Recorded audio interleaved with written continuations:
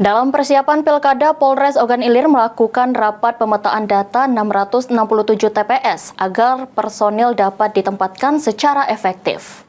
2 orang ketertiban TPS, bukan keamanan TPS, jadi ketertiban TPS, kalau keamanan tetap Bapak-Bapak. Sebanyak 667 TPS diverifikasi dan dipetakan memperbarui data TPS di seluruh titik seperti pengecekan jumlah TPS, lokasi bahkan klasifikasi tingkat kerawanan TPS hingga jarak tempuh menuju TPS. Hal ini dilakukan Polres Ogan Ilir agar personil dapat ditempatkan secara efektif dan efisien dalam pengamanan TPS. Dalam kesempatan ini, Polres Ogan Ilir fokus melakukan pengamanan TPS serta membahas strategi pengamanan di TPS berdasarkan kategorisasi tingkat kerawanan, seperti TPS kurang rawan, rawan, dan sangat rawan. Penempatan personil disesuaikan dengan kondisi masing-masing wilayah agar pengamanan sebelum, selama, dan sesudah pencoblosan berjalan lancar. Dalam Pilkada, Polres OI memberikan perhatian khusus pada beberapa desa terpencil di mana kotak suara harus diantar menggunakan jalur sungai.